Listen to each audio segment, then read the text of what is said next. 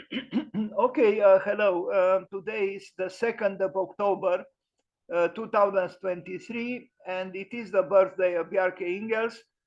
And we'll say happy birthday to him, and we'll make a presentation about his works and about the works of his architectural firm, which you all know, and that is BING, BING, Bjarke Ingels Group, rather conveniently, chosen the name. I guess Bjarke Ingels does love bigness. And I actually, when I was preparing the presentation, I thought of being polemical with him and maybe have a talk called Big and Small. Because I think smallness has virtues which should be taken into consideration.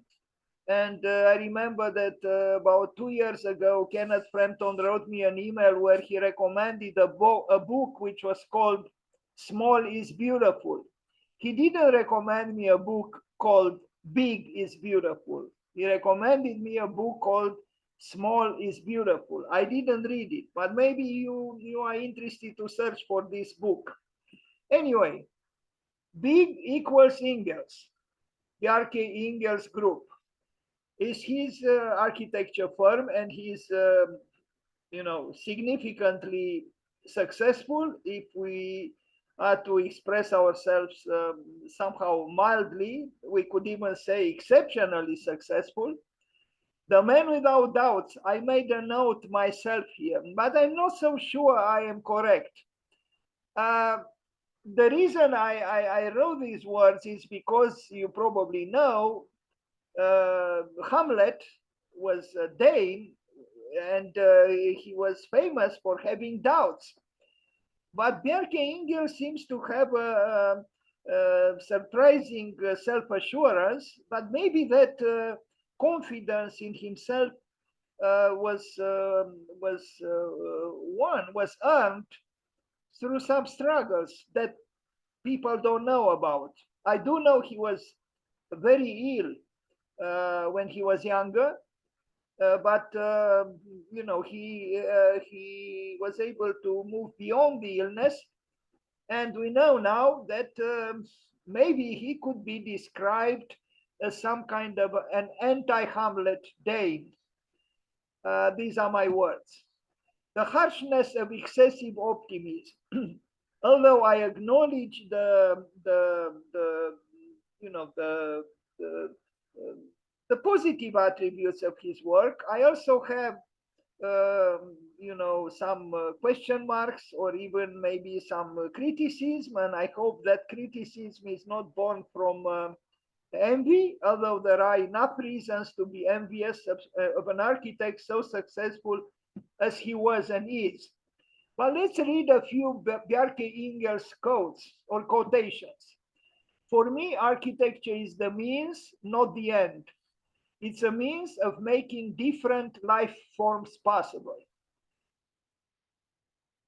I like the fact that he considers architecture as a means and not as an end in itself. I think there is health in this statement. What about making different life forms possible? This, I think, also could be seen in positive terms, because, architecture builds an artificial life destined to man, and the more alternative ways of addressing the needs of human life, and externalizing various imaginings about how to live on this earth. I think architecture, if architecture is able to add to the world of nature a parallel world, or an alternate world, or an intersecting world, a second world that is interesting, inciting, creative, I think it's all for the better. So Another quotation from him: architecture is about trying to make the world a little more like our dreams. It's not, exceptionally unique, this statement, but I like its optimism, and I like the fact that he didn't forget the word dreams, because an architect without dreams is, I think, an architect who is either a hypocrite, who doesn't recognize that he does have dreams but doesn't acknowledge them, like a little bit Peter Zumthor, who said that he doesn't expect architecture to change the world. I don't think I don't think he was entirely honest, because if you don't believe that you can change to an extent, add something to the world, why would you build? Why would you continue to build? I think a certain idealism is necessary in architecture as well, because without that idealism, without trying to make the world a little more like our dreams, architecture could vanish in banality. Architects dislike building their own homes because they have no client to blame but themselves. Well, maybe this is a reason. Although it is said that good architects build their first homes or houses for their mothers. I'm talking about male architects. Female architects may be built for their fathers. But male architects, yes, some important architects built first for their mothers. Um, Maybe here there is a subject for reflection. Architects dislike building their own homes because they have no client to blame but themselves. Uh, Not all architects dislike building homes for themselves. Some do. In the big picture, architecture is the art and science of making sure that our cities and buildings fit with the way we want to live our lives. Well, you know, I don't know very well what to say about this quotation, except that, yes, he acknowledges the conjunction between art and science. And in a way, it is true. Architecture is this special art which needs also the support of science. But one thing is for sure: you can open any history of science, and architecture is not there. And you can open almost any art history or history of art, and architecture is there. So why? Why is architecture on the pages of most histories of art if it was not an art? Architects have become designers of ecosystems, not just designers of beautiful facades or beautiful sculptures, but systems of economy and ecology, where we channel the flow not only of people, but also the flow of resources through our cities and buildings. Uh, yeah, I guess in a way it is true, but I'm a little bit suspicious of the opportunism of the little word eco, because maybe that Bjarke Ingels advocates the cause of hedonism. He wants to negotiate or to accommodate sustainability within hedonism, or hedonism within the field of sustainability.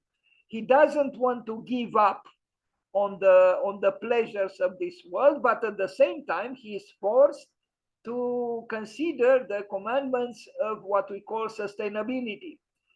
Personally, I don't think it's so easy to arrive at a genuine sustainability, if we are to use this word, and some people use it opportunistically.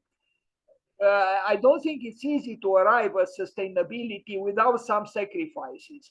But I don't think Bjarke Ingels is willing to make those sacrifices. In this, he's obstinate, and I wish him good luck.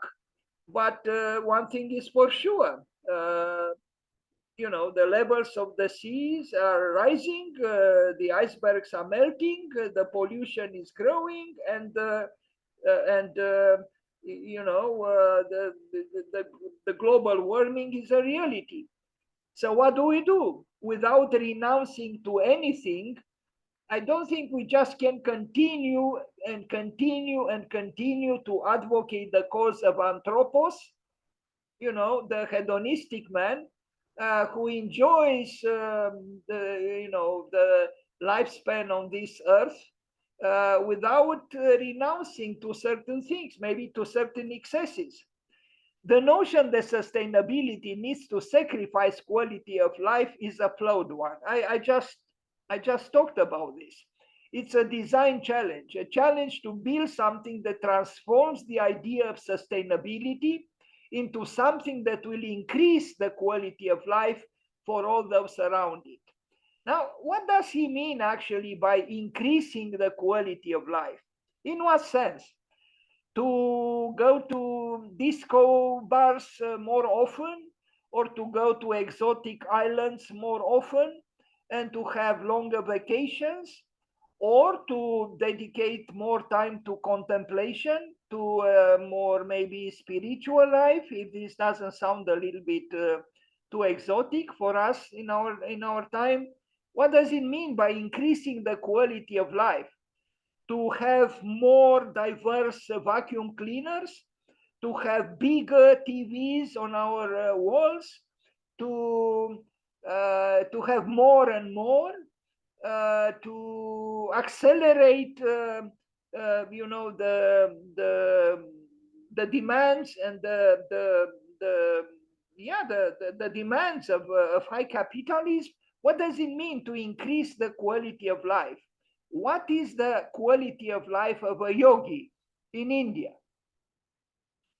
Because if you think about the quality of life having to do with your you know, harmony between you know, body and soul, with a certain level of nirvana, of awareness, of a peaceful relationship with what we call nature, with your inner world, with your you know, past, with your present, with what might come one day. What does it mean to have an increase in the quality of life? And I'm not so sure that Bjarke Ingels is right when he says that without any sacrifice we can build sustainably and so on. Contemplating his work, I don't see sometimes, if not very often, an increase in modesty, and I don't think we can be so-called sustainable. And I know the word is used demagogically very often, but if we are to authentically, truthfully use this word, I don't think we can do it without a certain level of modesty. And I understand that for me it's easy to employ this word modesty and maybe even live in a modest way. Maybe for him it's a little more difficult because of the you know, the scale of his accomplishments at a young age. Yes is more. I don't know about this. I mean, yes, it sounds good. Yes is more. But this is very, it's very you know, similar to Nike, you know. Yes, we can. Let's do it. It's the optimism, it's the excessive optimism of high capitalism, which refuses to see, you know, so many dark aspects of life today. The war in Ukraine, the rising levels of the seas, the war in Iraq some years ago, the melting of the icebergs, the fact that Bucharest has only 3 seasons, it doesn't have winter any longer, the pollution. So what do you do about it, Mr. Ingels? You know, you just say yes is more.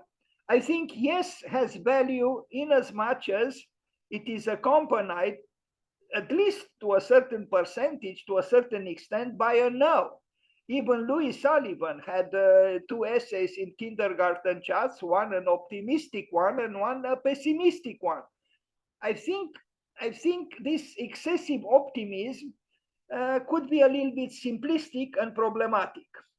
He says, for me, architecture is the means. This one we already read.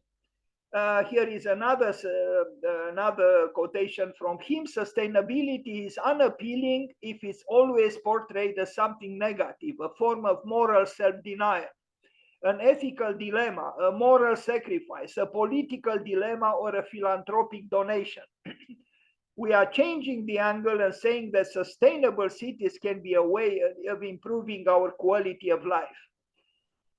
I don't know. To me, this quotation is not very subtle and it's not very deep, and it might not even be very, very honest, because, again, what does it mean? Sustainable cities can be a way of improving our quality of life. Again and again, improving our quality of life. In what sense? To have more softer sofas, to have again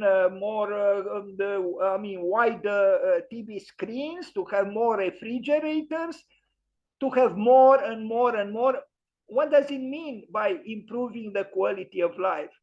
Because it's known that as Oscar Wilde said, we are all in the gutter, but some of us are looking up to the stars. So since we are all in the gutter, maybe improving the quality of life is to have the courage to look up to the stars, something that poets do, or artists do, or visionaries do, and sometimes good scientists. But I don't think, it's a little bit shallow to me, this obsession almost with improving our quality of life. Well, we know very well that for years and years and years and years, this is what science and capitalism and industry, proposed to us, to improve the quality of life. We discover better and better vacuum cleaners. But is our life, the quality of our life, much better because of a bigger apartment or a bigger vacuum cleaner? I doubt it. So it's subjective.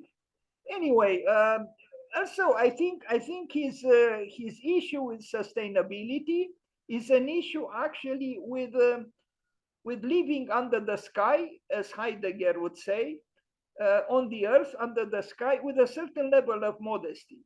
But maybe architects, in order to build, cannot be too modest. And this is an issue we should talk about. Can we continue to build from a position of modesty? I almost never listen to the radio.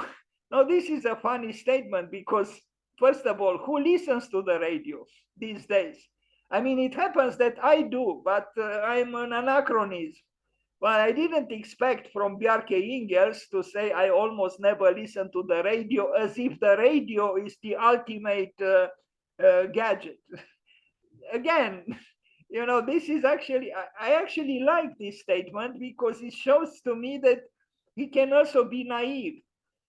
I almost never listen to the radio. I don't think there is any other person on this earth in the 21st century who would say something like this. If you said something like this half a century ago or a century ago, you'd have said, yeah, because the radio was important, was king. But in today's world, who listens to the radio?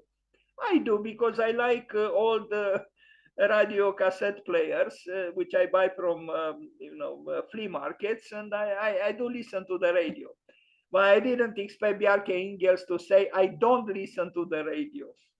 I don't have to come up with the best idea. It is my job to make sure that it is always the best idea that wins. Well, let's see his works, and then we can comment a little bit on this. What is it, the best idea? Is it something measurable? I mean, what is the best idea of, let's say, a building or an intervention by Carlos Carp? Sustainability can't be like some sort of a moral sacrifice. I already read this, but maybe it's worth reading it again. Sustainability can be like some sort of a moral sacrifice or political dilemma or a philanthropical cause. It has to be a design challenge. He still believes in design. Drawings, some drawings by Bjarke Ingels. Here he is, you know, consuming a large piece of maybe paper, unless he draws directly on a floor, because I don't think he hangs from a wall in this way. And of course, he fills the space with his great appetite for building and for imagining buildings. Build this building. You know, many people could have made such a drawing, perhaps a more skillful drawing than he did, but he actually built it. So we have to acknowledge it. It's not a little thing, from a sketch to arrive at the built work. And where? In Manhattan. I actually attended once a lecture by Bjarke Ingels in Chicago many years ago. He does this sort of thing, you know, which is, in my opinion, a little bit simplistic. He has a graphic entity on the left. You see the courtyard, plus a skyscraper, and he gets a court scraper, as he calls it. Again, the word is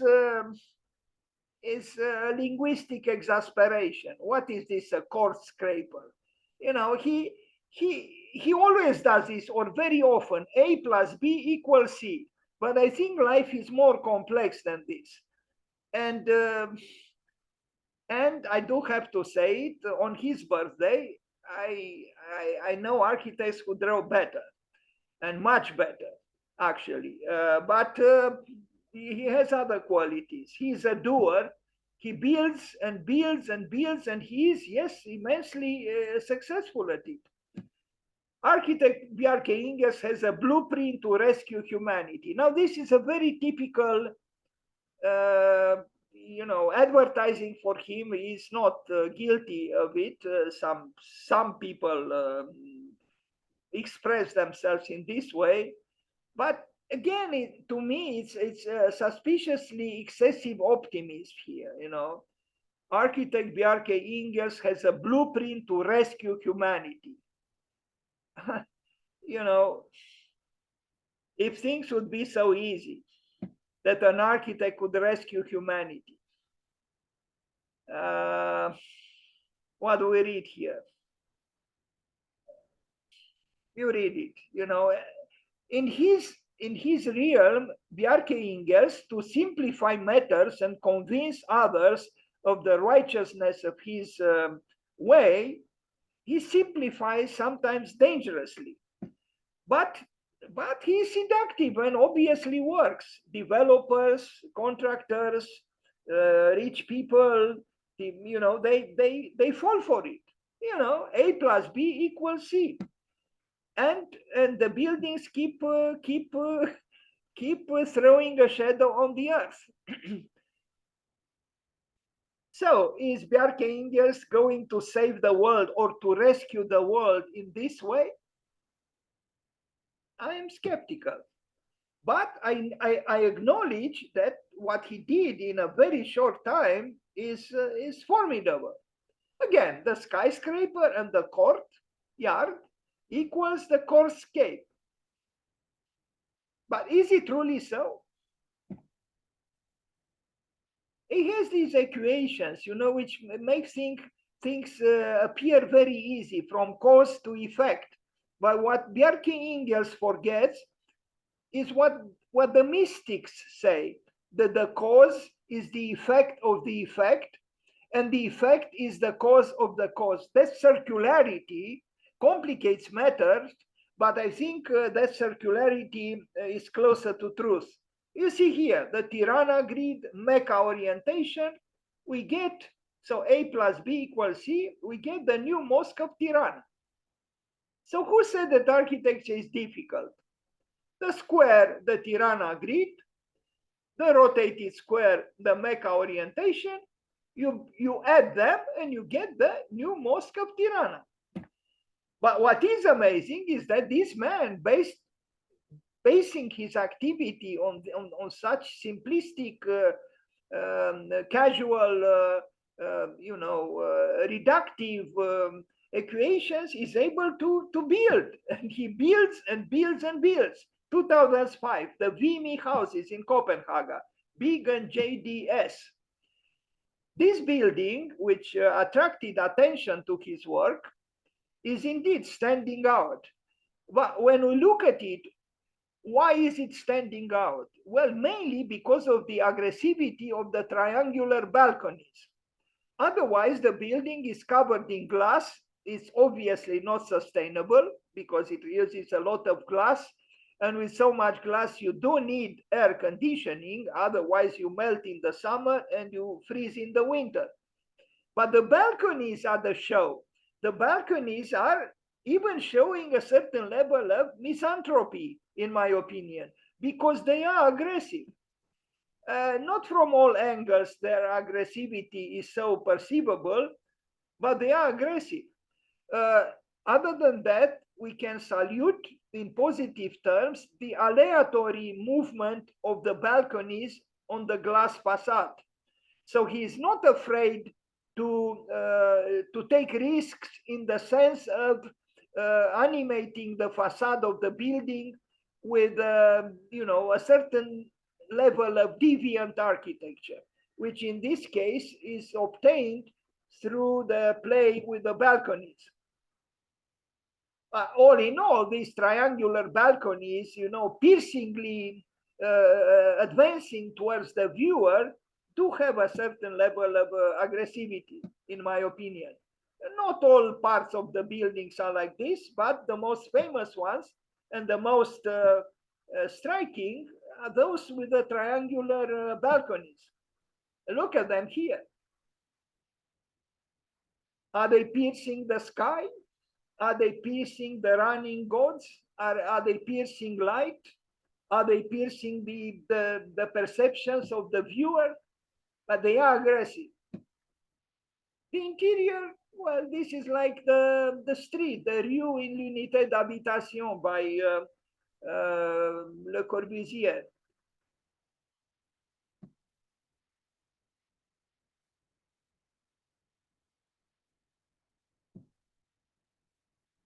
So this project was from 2005. And here, this is very good at this, but it almost makes me smile because I wish things were so simple. He takes the figure on the left, he distorts it in the middle, then he distorts it from the right. First, he distorts it from the left, then he distorts it from the right, and then he gets what he gets with those arrows, promising, Edenic views or paradisiacal, states or who knows what.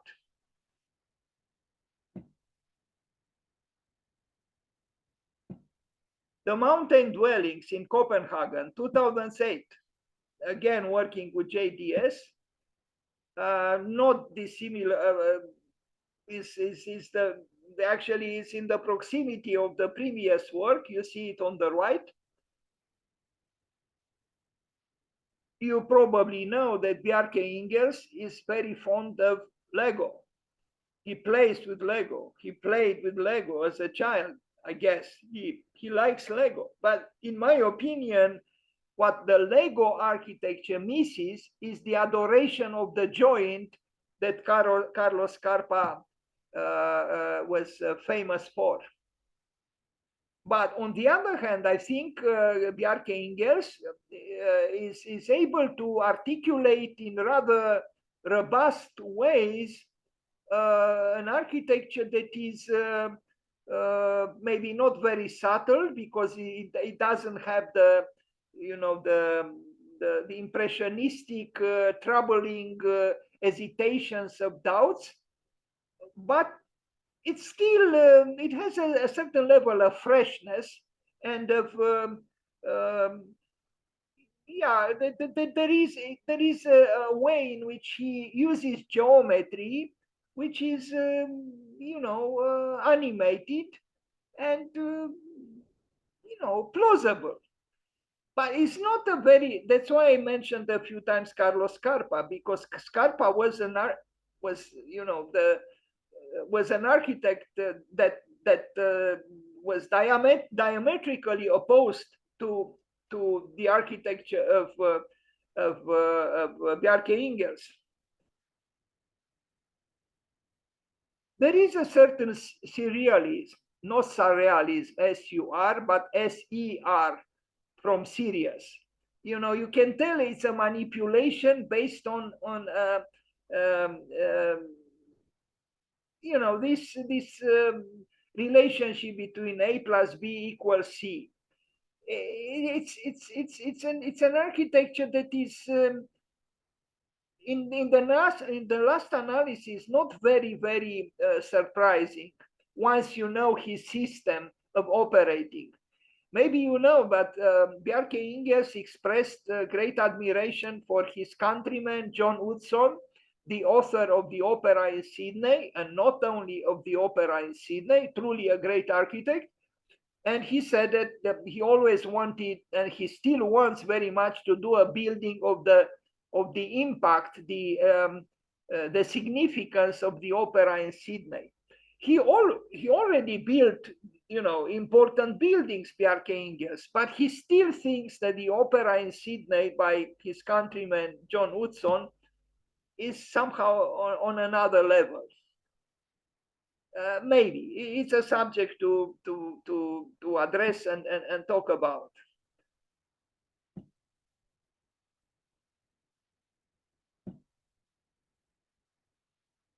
So this is the mountain, and you see it here on the right, and you see the freshness of geometry. You see the system. You understand the system, and you also see the deviance of. Like in the buildings on the left of those triangular balconies, he does welcome accident, and he's able to create systems that can accommodate accidental happenings. But the power of the system is still for all to see. Maybe a little bit too much obvious. The power of the system. I keep thinking about a saying of Boileau, an important French theorist of culture, who talked about l'esprit de géométrie and l'esprit de finesse, the spirit of geometry and the spirit of fineness. And I would say that in the work of Bjarke Ingels, they are not in equal percentage. I feel that the spirit of geometry is a little bit stronger or heavier than the spirit of fineness or subtlety. Like, for example, here it's known that yellow is the most, in a way, the most aggressive color. Now, to paint everything in yellow like it is here, this is almost an equivalent gesture to those triangular aggressive balconies that we saw earlier. Is he a misanthrope? Probably not. He's a hedonist, but he has, I guess, at this level of accomplishment, you do have to have some disharmonic,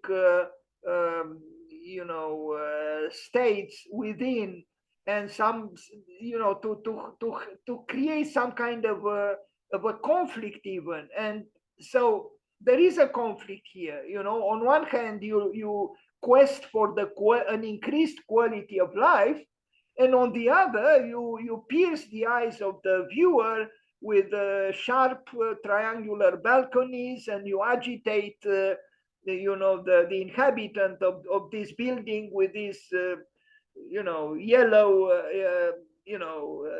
surrounding.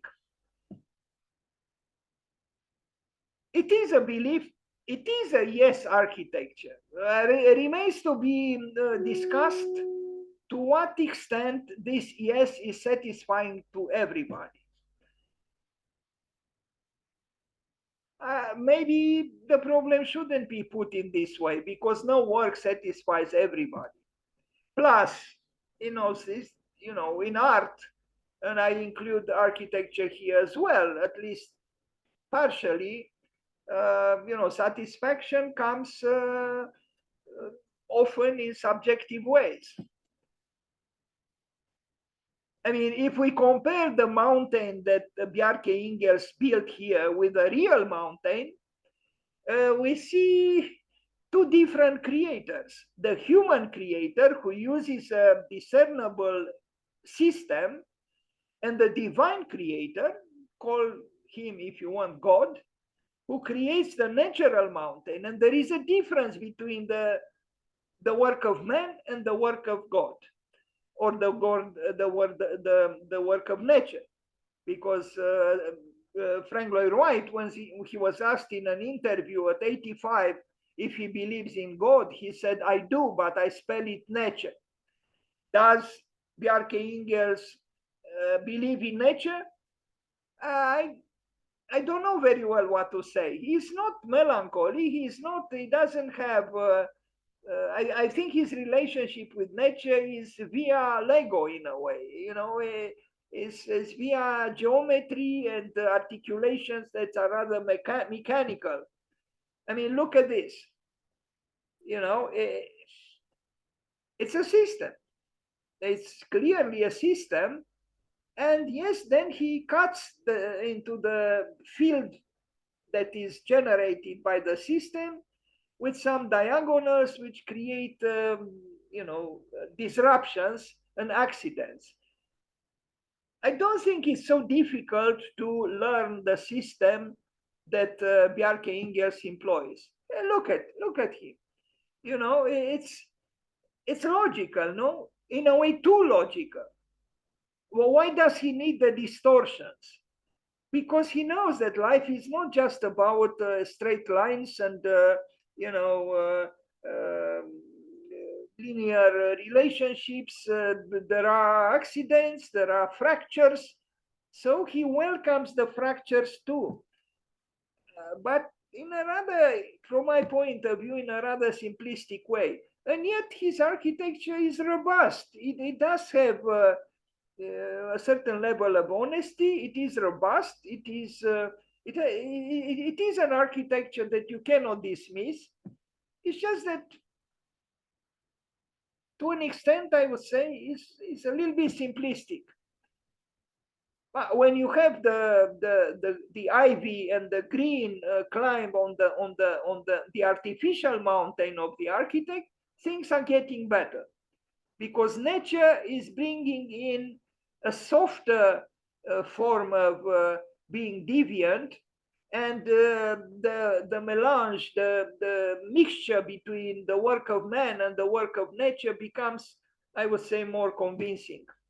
Aarhus in Denmark, again, almost a signature Bjarke Ingels building. People enjoy living here, of course. Denmark is a well-to-do country. People, have a high standard of living. And when you look at this building, you would totally forget that, there are hundreds of millions of people who live under the poverty line. But this is not the case of the people living here. Look at that; those giant terraces and glass and glass again, air conditioning. This is an opulent, affluent society and country, and everything seems to work.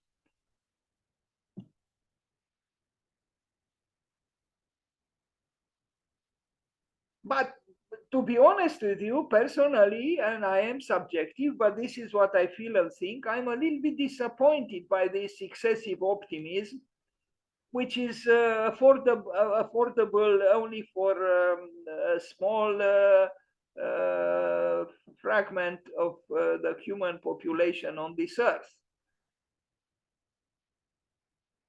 Maybe the architect shouldn't be too melancholy or too philosophical about it. The architect wants to build. No, the lifespan is limited for all of us. And these two people contemplate the work of the architect, and they have no reason to say the world is collapsing. Quite the opposite. The world is, advancing vertically. The diagonals are sharp. The building, the people are living, comfortably, and plenty of artificial lights. We have electricity, we can consume electricity, we can bring the day into the night, and the lovers, of course, love each other even more at the edge of the water. So who said that paradise is not possible on earth? I'm a little bit sarcastic, of course, because you see here in the building, no window opens, none. Well, they need electricity and they need air conditioning. Well, electricity and air conditioning contribute to the pollution of the world. But I guess, in his quest for paradise on earth, Bjarke Ingels is not too concerned about it. Long live glass, long live air conditioning, long live money, long live Denmark, which is one of the, richest countries in the world, and the watchflower. The watchflower is created as a three-dimensional promenade that floats in the space above the harbor edge and the water at Dock 7 in Aarhus Harbor, again in Denmark. A 155 meters long sloping promenade meanders like a mountain path along a cliffside, peaking at the height of 75 meters. Designed with handicap accessibility, here it is his opportunism, head clearance and statics in mind, the promenade takes shape as a flower, gradually growing from the concrete harbor edge towards the sky. So let's read this again. A flower, ladies and gentlemen, is growing gradually from the concrete harbor edge towards the sky. I would ask any flower in this world if she, because a flower has to be a she, would love to grow from a concrete surface. And this is the so-called flower. To me, is a rather almost frightening flower, metallic as it is, growing from the concrete harbor. This is again the will of the architect. I wonder if Bjarke Ingels contemplated flowers, like a painter, a great painter of flowers would do, or like even Charles Mackintosh, who painted flowers. Personally, I wouldn't call this a flower. Or if I would use the word flower, I would add a monstrous flower. A metallic flower, well, it's ingenious, but it's not a flower. The model is there's a certain level of innocence because he's small, and I like the man who did the model, which is who is the man on the right, and you see him working on the model here. But when you contemplate, the large work, personally, I think the world would benefit if we had fewer flowers, so-called flowers like this one in the world. Beyond the ingenuity of the design or whatever. Scum. Now this is a ludic work by Bjarke Ingels for parties, of course. He's addressing a certain side of life and a certain society. And yes, people are having beers here, they are dancing, they are playing music, they are having fun. This is a fun architecture for a fun society, for people who, I think he also contributed, if I'm not mistaken, to Burning Man. A Burning Man, which in its apocalyptic overtones try to mimic optimism and fun mentality. I am very doubtful that the Burning Man phenomenon is an expression of a healthy optimism.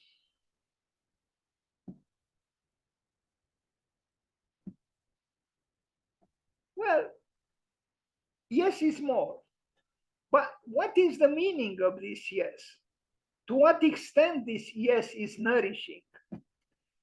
Big complete pair of twisting towers in Miami's Coconut Grove. This is a work which, in my opinion, Dan Coma inspired himself from, but he built only one. These are also, built impeccably. They are twisted, of course, because he's very good at twisting, like other architects today. I even made a presentation about twisted architecture. Why are they twisted? Well, because we got tired of rectangular, untwisted things or buildings. So they look more interesting if they are twisted, don't they? He benefited here of the collaboration of a good Italian American, I think Italian American engineer, structural engineer. It's executed impeccably, but do you see any open window? No. Does it have air conditioning? Yes.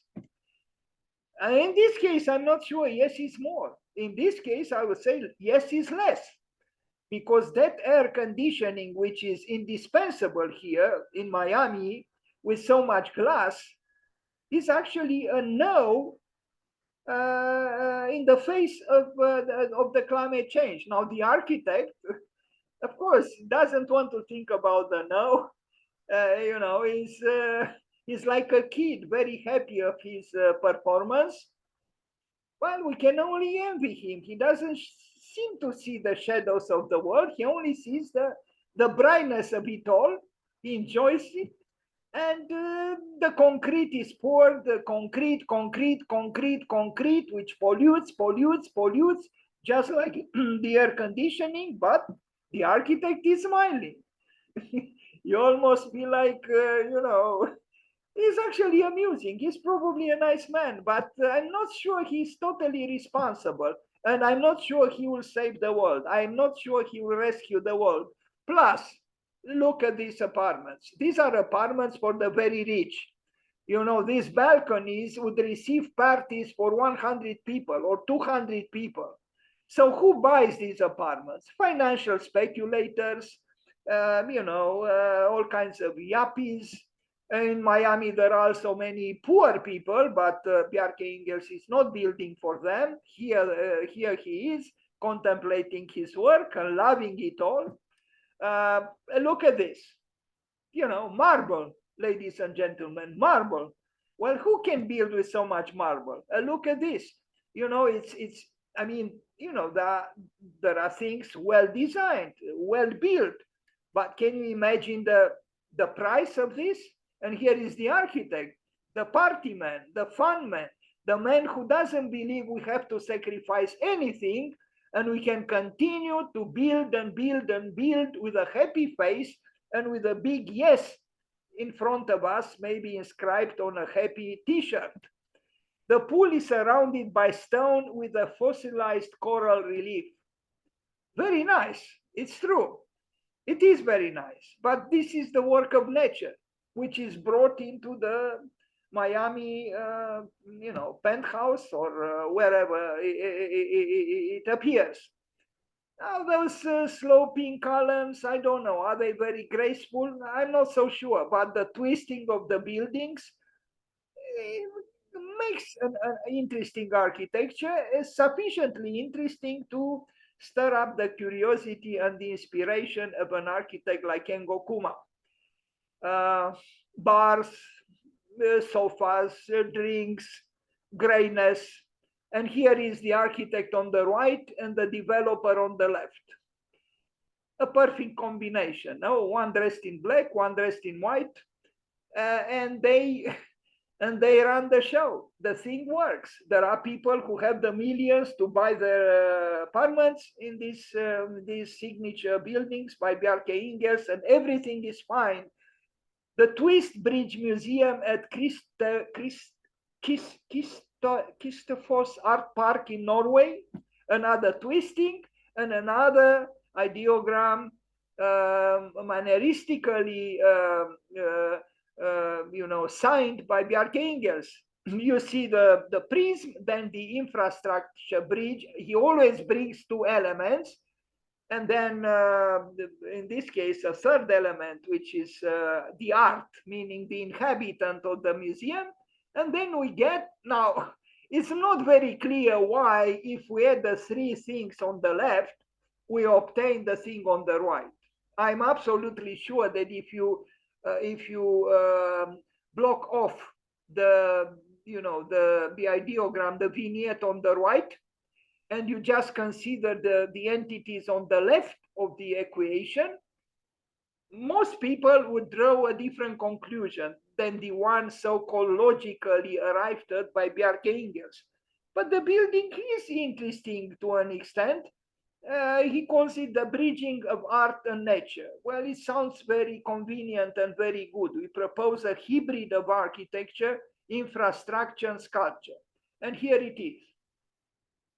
But his intuition was correct, because the building is arriving at the moment of crisis in the center, exactly above the water, almost in the center of the river. And indeed, there is a moment of crossing the threshold in a way. So it's there that he distorts, he twists the building, and I think he chose correctly. And yes, again, the execution is impeccable, maybe a little bit too impeccable, and because too transparent, too obvious. But still, the building is interesting, and he built it. The most amazing thing about Bjarke Ingels, in my opinion, is that he manages to build what he envisions. And this is incredible when you think about so many architects, some of the greatest, failing to build many of their visions. And this young man builds almost anything he designs. And look at him. He's probably a very convincing architect. He has there, a number of, who knows, politicians, tourists, whatever they are, clients, future clients, possible clients. He's convincing them that this is the way to go, and he succeeds. The museum inside is whitish, no, and glittering and sleek. In my opinion, too sleek and too whitish. But that's how museums are often. Also, in the case of the architect who wanted to do a raw, earthy, and vital architecture, that is Zaha Hadid.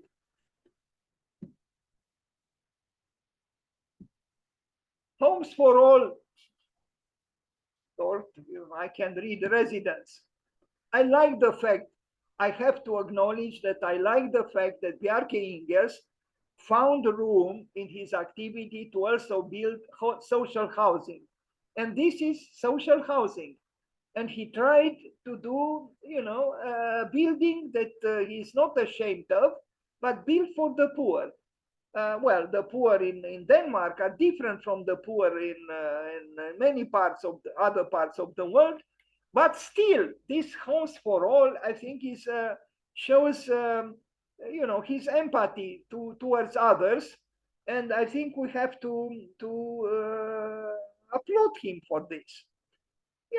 Decent apartments, maybe even more than decent, created by this architect who is spoiled with many commissions, and yet he felt that his contribution to this field of architecture should be made, and he made it. And yes, he made it in his own way. You recognize by now Bjarke Ingels' building, but still, I think it's a positive addition to his many works. I wish more architects of fame have the energy and the generosity to work for less glamorous projects.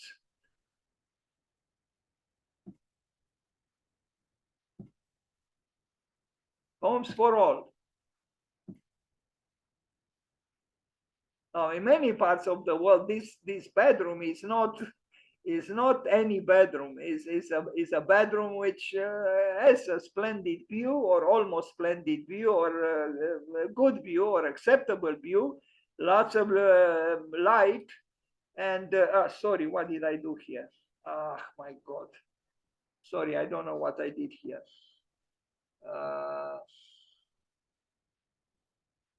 I hit the wrong. Okay, just a second. Sorry about this. Okay, we continue. So this is Homes for All by BIG, Bjarke Ingels group.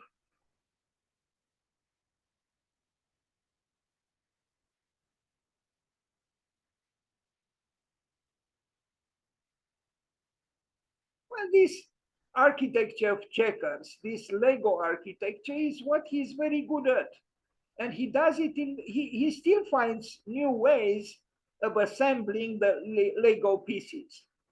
And, expressing the checkers aptitudes that the checkers, I don't know how to put it, the checkers aesthetics in different ways. Here again, we see what a so-called common architect to do is on the left, and what he does is on the right. He disturbs a little bit the placidity of an unmoved prism, and he creates, something a little bit more dynamic, in essence. The mixed-use architecture, housing in New York, 2016, is this one on the bottom, and it's really an incredible achievement to be able to build in Manhattan something like this. I mean, from all points of view. Well, not really from all points of view, because inside this courtyard, we remember this is a course scraper. Course scraper. It's a course scraper because he obtained this building conceptually at the level of the so-called concept by adding a skyscraper with a courtyard building and obtaining the course scraper. There is a problem with this course scraper, though, and I will mention it soon. I think it is impressive because, to build at this scale, this kind of building in Manhattan, where, the real estate is immensely expensive and the square inch of land is immensely expensive. And here comes this young Dane and builds this building here, is not a small accomplishment. From various points of view, is it beyond any blame? Not totally, I would say, but all in all, I think it's a work that most people would not even dream of, and he was able to build it.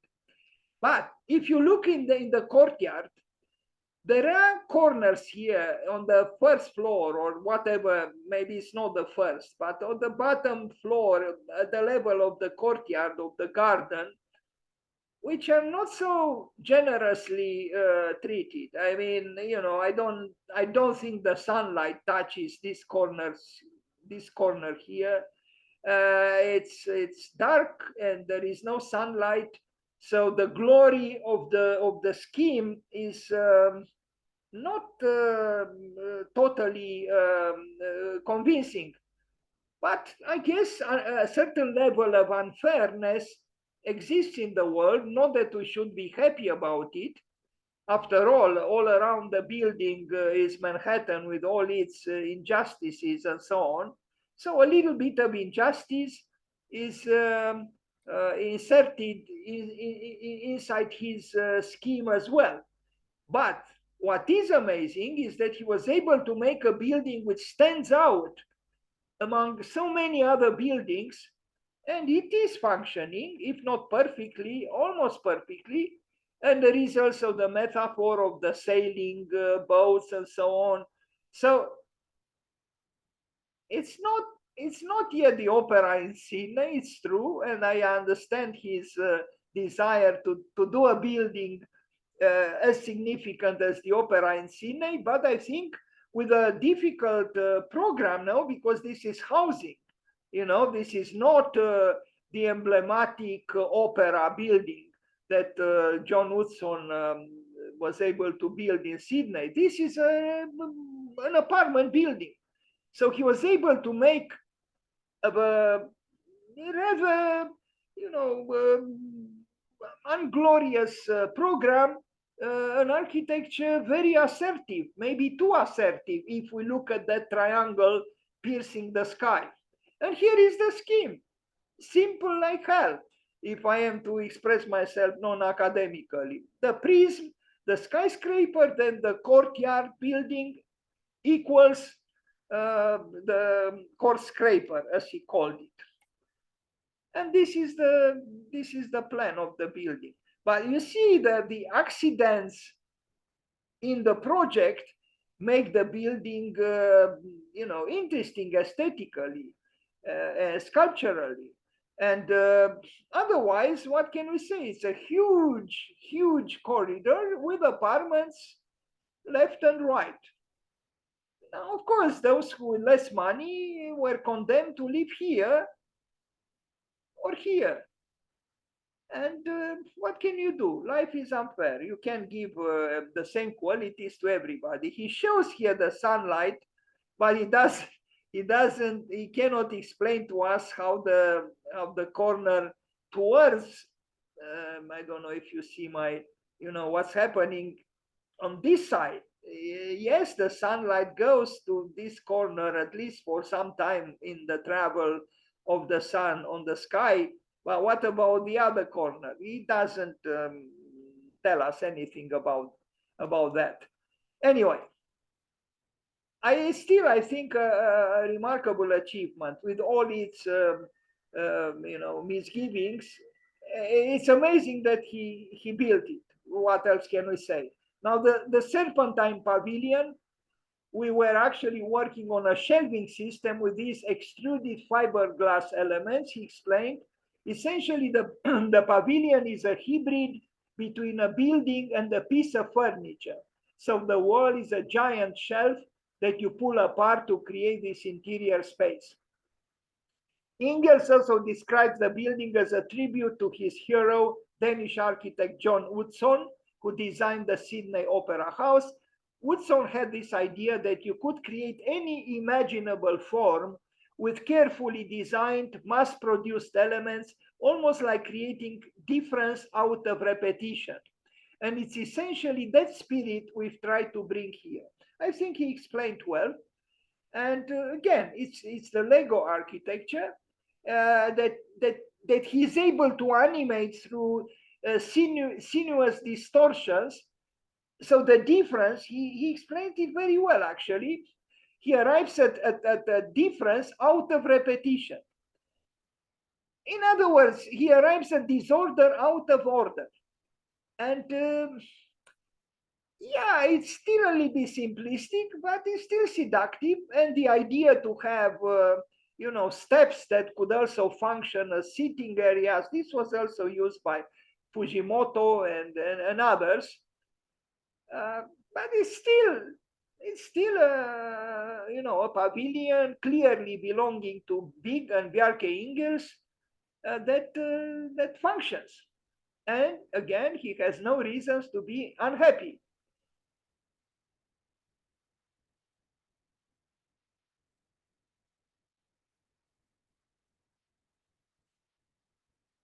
What is this? Residences in Taiwan. Only when I made this presentation, by that time, only this segment of the proposal was built. This also, is trying to approximate some kind of nature, artificial nature, mountain-like or hill-like, but geometrized through geometry, and the geometry is simple. Now you have the sloping part of the building at the top at various angles, and then you have vertical large pieces of glass again and again, counting on the presence of Its Majesty air conditioning. And this was the scheme, you know, the larger scheme. Is it you know, pleasant sight? I think it is a little bit aggressive here too. This idea to mimic through your architecture so explicitly and so willfully nature is, I think, a little bit problematic. But he didn't build all of it. He only built that portion of it. It's clear he wants freedom. It's also clear he uses systems. So the meeting between systems and freedom, or between necessity and freedom, or between order and disorder, is what you get from Bjarke Ingels in this way. Is there enough grace in this work? In my opinion, it is not. Again and again, I think the balance between geometry and l'esprit de finesse, or the spirit of fineness or grace, is a little bit in the favor of will, the willfulness of the architect, which is expressed through geometry, a little bit, I think, too obviously and too aggressively. A little bit.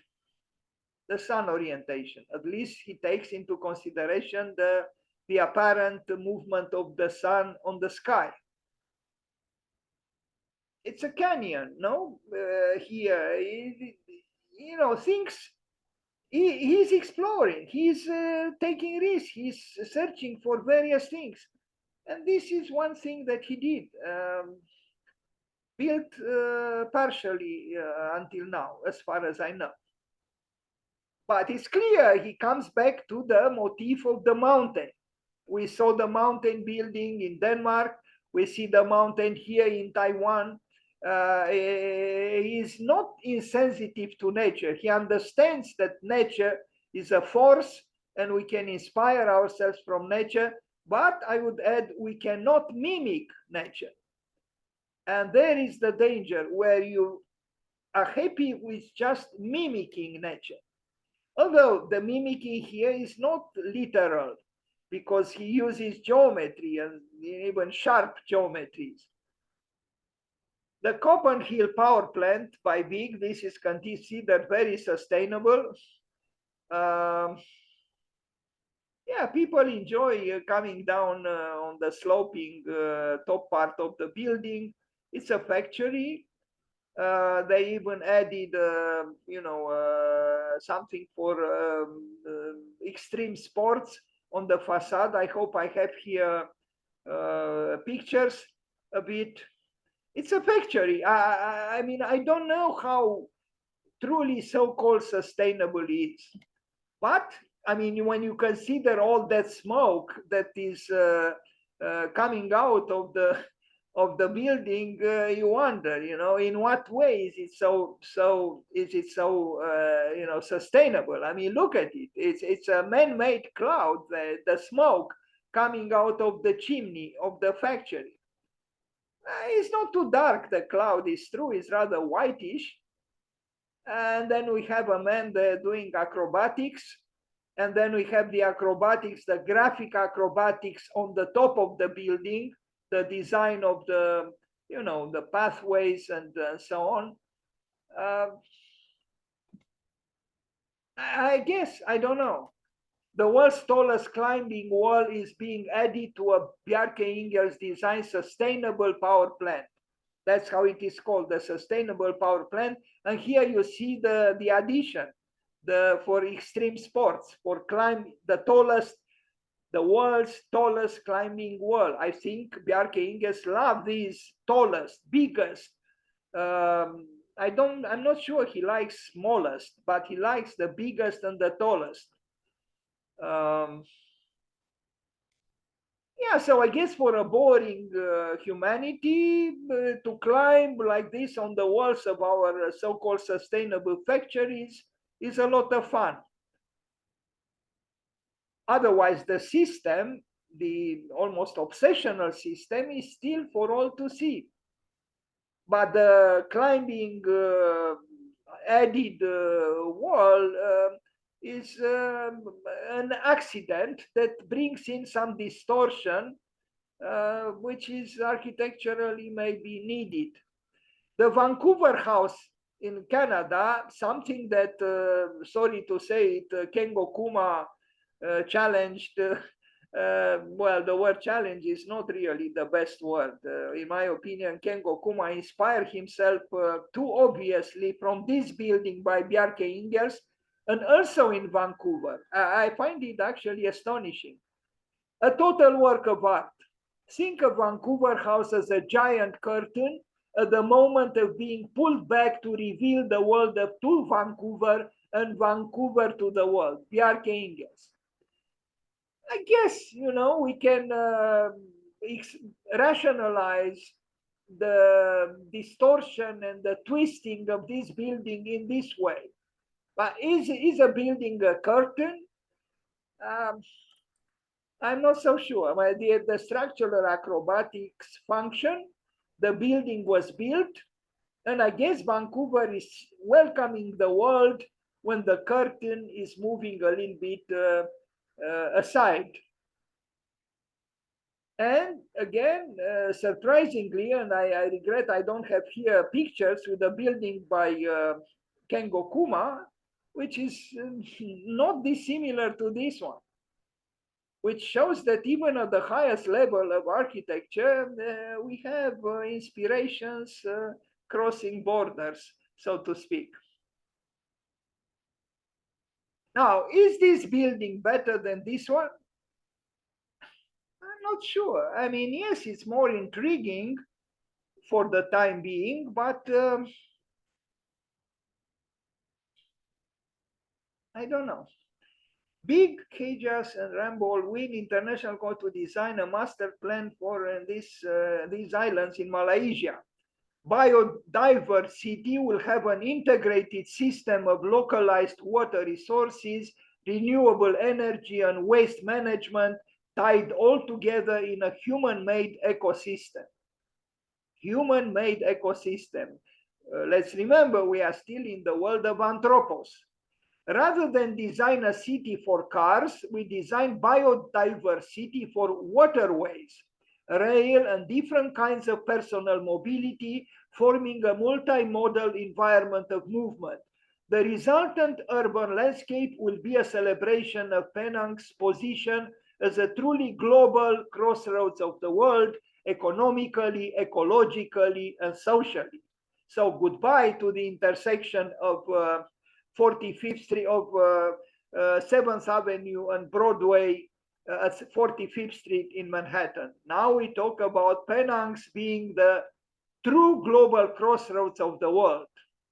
New York had that pleasure of being the crossroads of the world at the intersection between Broadway and 7th Avenue at 45th Street. Not any longer, it seems, at least not in the statement by Bjarke Ingels. And what do we see here? Well, we see here paradise on earth. Artificial lighting, great vehicles, futuristic or less futuristic, people fooling around, no more proletarians, no more dirty work in factories, just people enjoying their lives, in a paradise on earth context. And then we have the boats, and we have magnificent trees which do not grow out of concrete surfaces, and we have balloons. And who said that life is difficult on this earth? No way. Certainly not Bjarke Ingels. Look here. Again, I think even God would applaud this. God would say, wait a minute, I thought we gave the humans trouble through inventing the toothache and banishing them from paradise. But look, they recreated the paradise. In fact, they bettered the paradise because they added new features to the human-made paradise. We have gadgets, we have TVs, we have the internet, we have plants, grass, we have well-dressed people, lots of food, blue sky, the clouds are far away, and yes is more. Sorry for being a little bit skeptical and a little bit sarcastic. And, the triumph of man, no?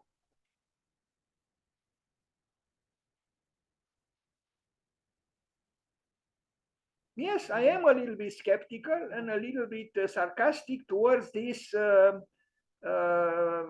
exclusive, almost totalitarian yes is more. As if the shadows do not exist. As if the war in Ukraine does not exist. Now, they did this project before the tragic war in Ukraine started. But after the war in Iraq ended, and ended with 1 million Iraqis being killed. So how could you just say yes is more? I mean, it sounds good, but is it so?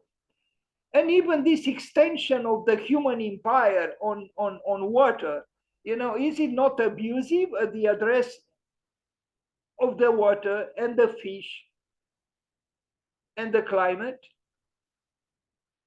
I think it is. It's again a continuous assault on nature and on earth, more or less skillfully accomplished. Here, yes, we feel that everything is fine. The water is so clean. Everything is so beautiful.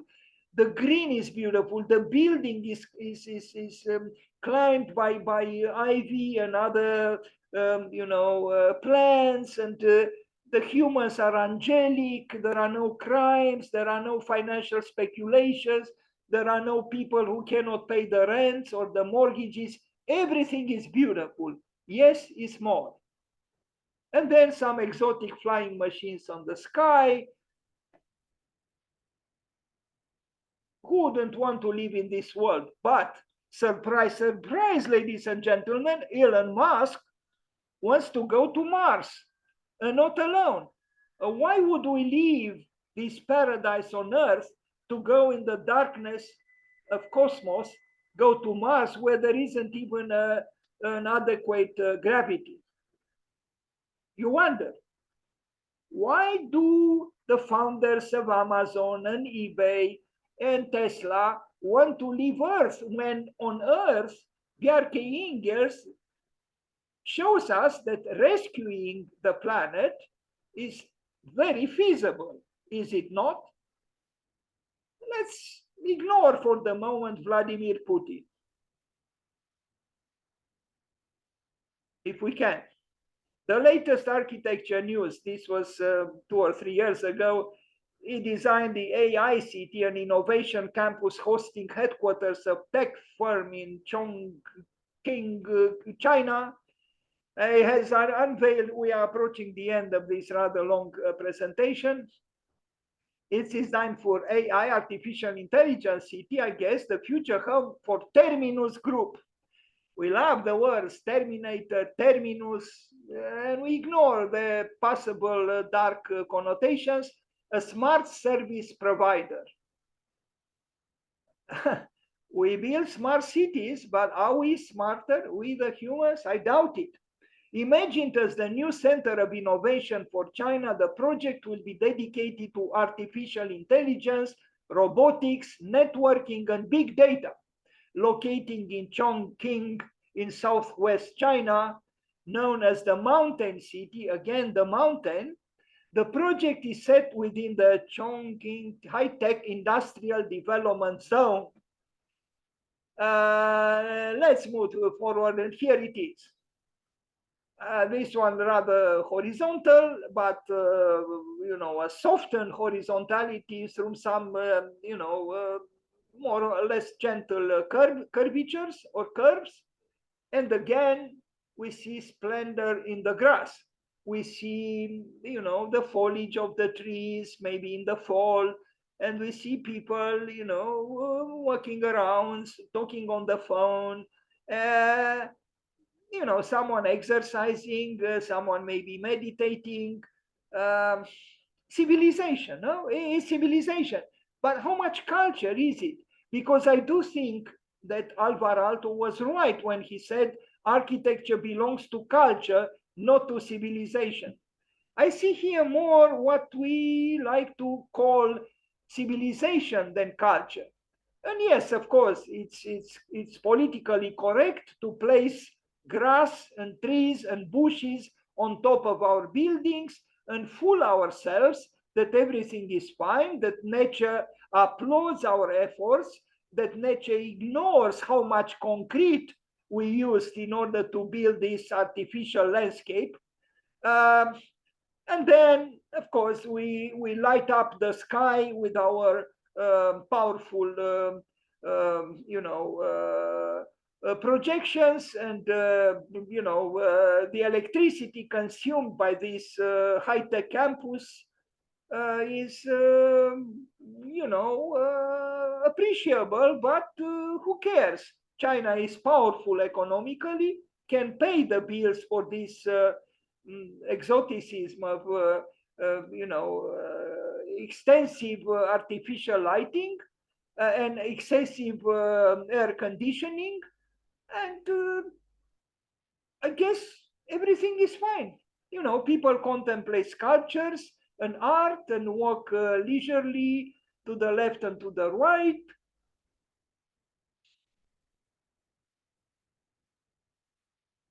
Yes, it's more. Is it? This is what Bjarke Ingels seems to say. Yes, it's more.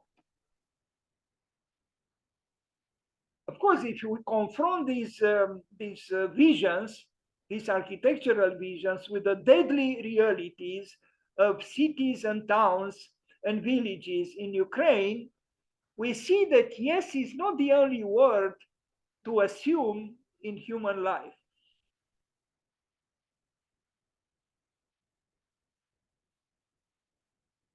And this is just a project. It was not yet built, and I don't know if it will be built. But what do we see here? We see the mountain and we see the valley, and we see the plus between the mountain and the valley. Do you see how easy it is to make architecture? The mountain plus the valley equals the architecture that he made. Innate nature and artificial intelligence. Very simple. It seems that architecture is very, very easy to do if you are Bjarke Ingels and big. We propose a grid layout on the entire site. This will be the keystone identity for the campus, knitting together the parking, basement, landscape, building, and green roofscape, as well as adding a new visible layer of AI, linking landscape, building, and future technology. And then the red arrows, and then other functions are described here, and then other red arrows, the site extrusion, and then come the rooftops, a little bit reminding one of the housing project by Kazuyo Sejima in Japan, and then at a different scale, the cloud is a common occurrence these days in architecture. Many architects flirt with the illusion that architecture could be cloud-like. I wonder why, and maybe I should make a presentation or try to make a presentation about what I might call cloud architecture. Big unconventional Uppsala power plant designed to host summer festivals. The city of Uppsala invited Big, is in Sweden, to design a biomass cogeneration plant that would offset its peak energy loads throughout the fall, winter, and spring as part of an international competition. Anyway, other people won it. Home to Scandinavia's oldest university and landmark, the Uppsala Cathedral. The plant proposal's biggest challenge was to respect the city's historic skyline. So considering the project's proposed seasonal use, Big envisioned a dual-use power plant that transcends the public perception. In the summer months, the crystalline proposal was designed to transform into a venue for festivals during the peak of tourism. And here it is. It was not built. Another architect won the competition, apparently. Again, we see the presence of geometry.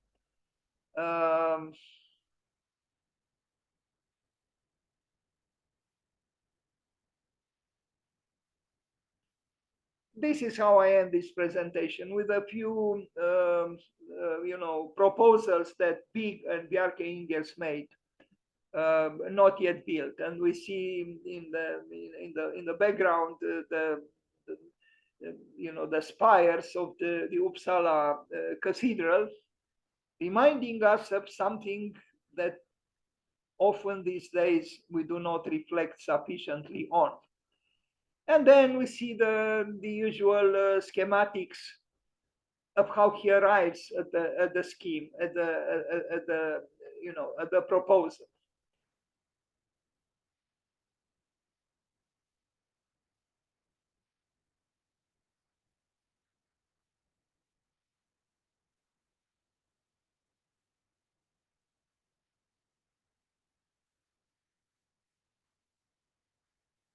Maybe we can also reflect on the duality, the cathedral and the power plant and the cathedral. By making the enclosure transparent and inviting, the building lends itself to accommodating unanticipated events. In summer, when the plant was shut down, energy infrastructure will turn social. The architect, godlike, is manipulating the artificial landscape, from top to bottom, so to speak. This was the privilege of the gods in the past, but not any longer. Now it's Anthropos who assumes the right to modify the earth at his will, from top to bottom, with color or not. The Google headquarters, Big and Thomas Heatherwick, here they are, two stars of today's architecture. And yeah, it was built, but you see here how big this building is. Not as big as the Apple headquarters by Sir Norman Foster, but still huge. And then we see Big and NASA collaborating to design the 3D printed buildings for the moon, ladies and gentlemen. So we achieved paradise on Earth. Forget the garbage pyramids all over the world. Just forget them.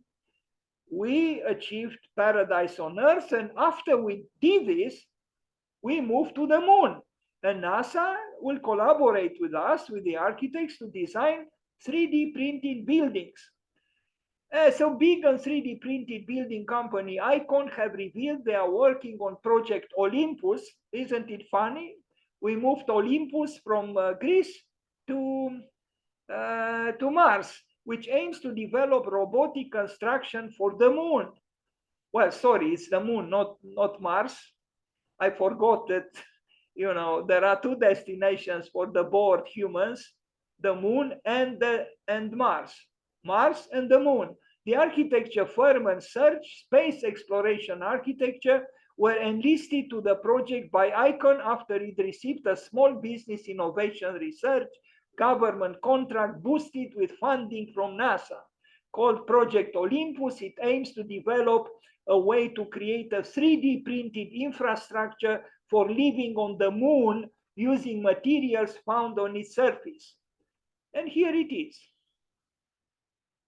I don't know. Could you ride a bicycle in shorts on the moon? I don't know. Probably not. But we seem to be happy to leave the Earth, the paradisiacal Earth, the privileged planet. It is privileged. And yet we want to leave it. Why? Why? This I don't understand. Why? It seems that we will not be too happy on Earth. And the question is why? I mean, didn't we achieve that high level of comfort and that high quality of life? I guess there are higher reasons to be on Earth than high quality of life. And here we see, again, I look at this poor human being dressed as he is with this complex costume, and I'm so happy that I don't need to wear one here on Earth. That I can wear a pair of shorts and take an old bike and ride on this old Earth. But it seems some people are tired of this Earth. And so we see here a mega sustainable infinity loop on the Hangzhou horizon. Mega. The very word mega should be never married to the word sustainable, in my opinion.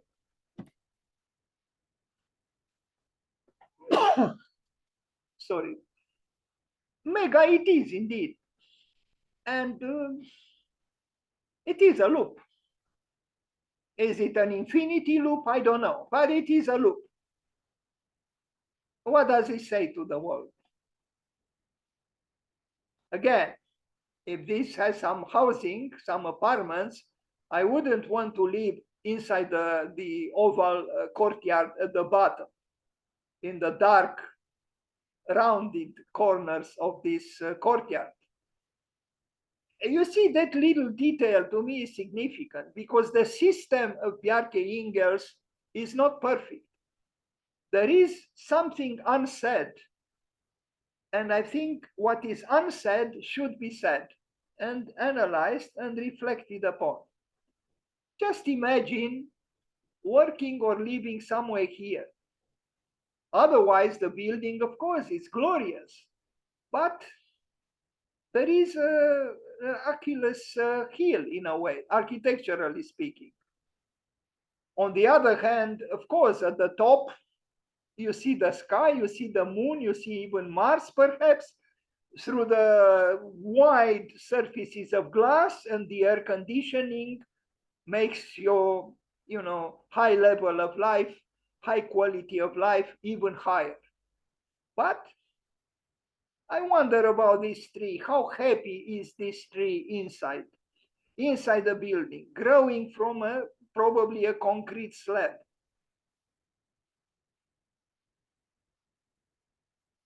Is it another tour de force? If it is, in my opinion, for me, is a rather shallow one, despite the apparent spectacularness. But in a society of being obsessed by spectacles, I guess this kind of architecture is what we expect. We expect a show, a tour de force, and it is a tour de force. But again, do we see there any window opening? I don't. It's a machinery adding, pumping air conditioning, conditioned air into the building that makes the building function. Otherwise, it would collapse into an immense discomfort. And is air conditioning sustainable?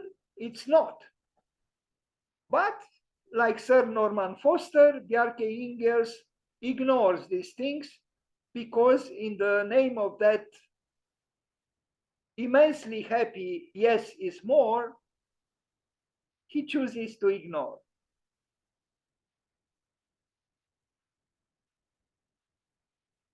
Paradise on earth. But is it truly paradise? This is my question. I have the feeling that behind this, yes, it's more, lurk some monsters. Maybe it's my pessimism that makes me think so. But this aura, this almost mystical light through this void would make one think that indeed we are very close to God.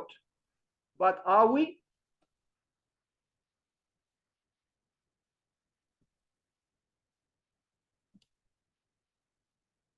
And what is this? Spiraling Mars watchtower soon to become a new icon in Denmark. It was built, yes.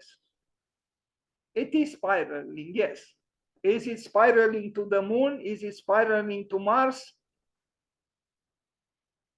Maybe I'm in a retrograde mood, but somehow I like more the buildings on the right. Those roofs I see. But people climb them, of course, because we are so bored that we would climb anything. The facades of factories, any steps that go somewhere, would use. Because essentially, I think we are bored. We are bored on this earth, you know. We can build almost anything. But there is a certain emptiness at the top. You go there and you come down. You know, I don't think it's very satisfying. You go up towards what? It's like that huge metallic flower, you know, that was proposed by him and maybe even built. This one also, there is a sense of shallowness, in my opinion. This ascending towards what? I only hope it's not the same ascending that happened in the vessel by Thomas Heatherwick in New York, from which at the top people threw down themselves downwards in suicides. But we have to reflect at these things, you know. This spiraling stair, which goes up towards nowhere, could induce in us a feeling of malaise and maybe even despair. Maybe I see things too pessimistically, but how else could I see them in order to balance the excessive optimism of that yes is more? I actually see more yes, a more modest yes, in these modest roofs here at the bottom than that climbing rather shallow, in my opinion, using a lot of metal too.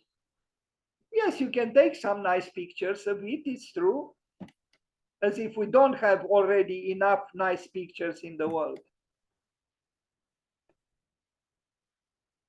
And then the renderings, the whitish renderings presented on Arch Daily. The city of Telosa unveils massive bigness, massiveness, massive master plan. Everything is mastered, right, in our world. And yet we cannot make peace. At this very moment, bombs fall on Ukraine, and sometimes even, close to the frontiers with other countries.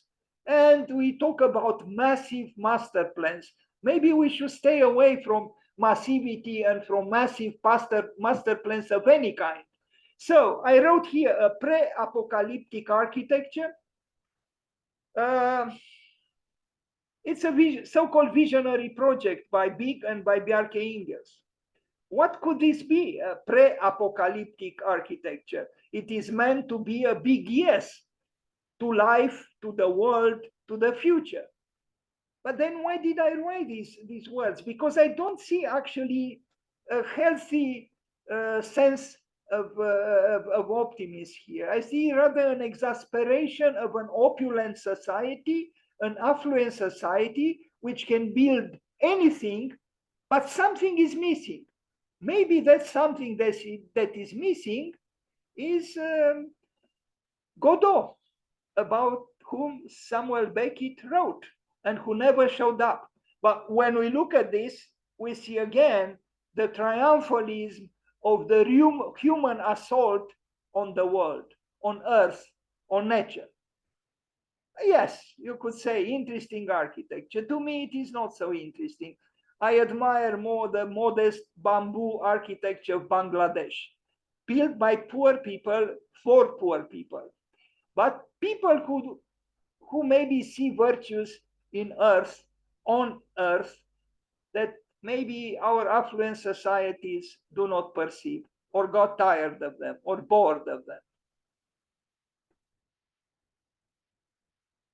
A new gateway for Milan City Life District, another project in Milan. Now, I don't know about that skyscraper. Maybe it was designed by Lipskind, who, in my opinion, is a very questionable builder of skyscrapers. He should stay away from building skyscrapers, in my opinion. But the building in the front is by it was proposed by Bjarke Ingels, and is this one. The renderings are so good that you could almost say it is a picture of the built work. Well, not so much here. But what do we see here? Well, we see déjeuner sur l'herbe without the grass. We see people enjoying themselves on the top of the building where the water is crystalline, is pure, it's bluish, it's greenish. And people, instead of being at work during the day, they just swim. But who are these people? You know, the privileged few, I guess. Am I jealous of them? Maybe a little bit. And people travel, they take the planes, they go to airports, they go to the left and to the right, and then at least once or twice a week, they go to the therapist. Why do they go to the therapist? Because deep down, not everything is yes. Deep down, not everything is fine. I wonder, Bjarke Ingels does go to a therapist like Peter Eisenman? Probably not. But I'm still a little bit suspicious of his big yes. Big yes is more. And look at this bedroom. My God, my God. I mean, look at the bed. And look at the people. And they don't even look at each other. Maybe they are two strangers, you know, looking in opposite directions. And this pristine white bed is actually an image of their how to say of their solitude in a way. You know, it's something said about these renderings, you know, which glorify, you know, living so-called well with a high standard of life. You know, maybe on the right we have a marble wall, you know, like in the Barcelona pavilion by Miss Van der Rohe.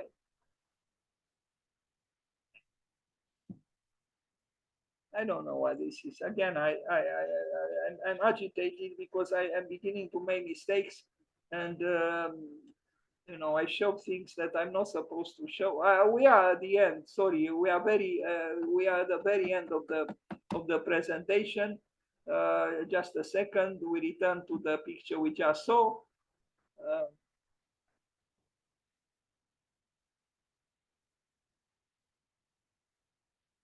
The spiral, New York City. Is it really a spiral? It's not, but he does employ the spiral, and I think it's a good thing for him that he can accommodate the spiral to his Lego systems. And this shows that there is a certain complexity in his work and in his mind and in his imagination. And this complexity should be acknowledged. But it's still, if I can say so, a limited complexity, because it's still based on a system. And look again, do you see any open window here? No. Can you imagine the immense machinery which pumps air into the interior of this giant building in order to make it livable? Could we call it sustainable? Personally, I wouldn't like to live in such a building. Really, I wouldn't.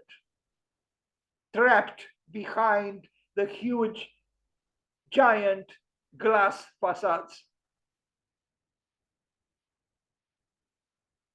I would rather live in this building right here, to be honest with you. More human, more modest, or this one here, than in this monument to, excessive, if not infinite human powers.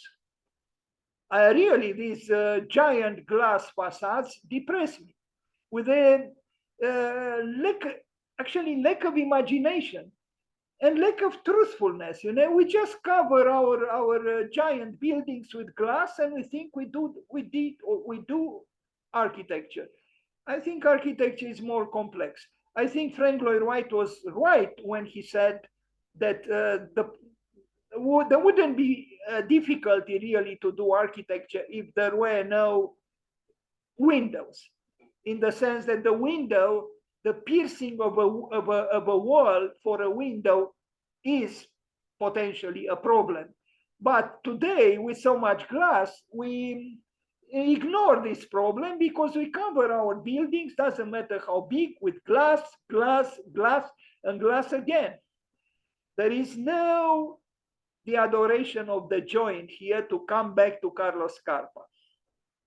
Otherwise, yes, there is a certain cleanness. After all, this is what we modern architects love, a clean architecture, even when it employs the spiral motif.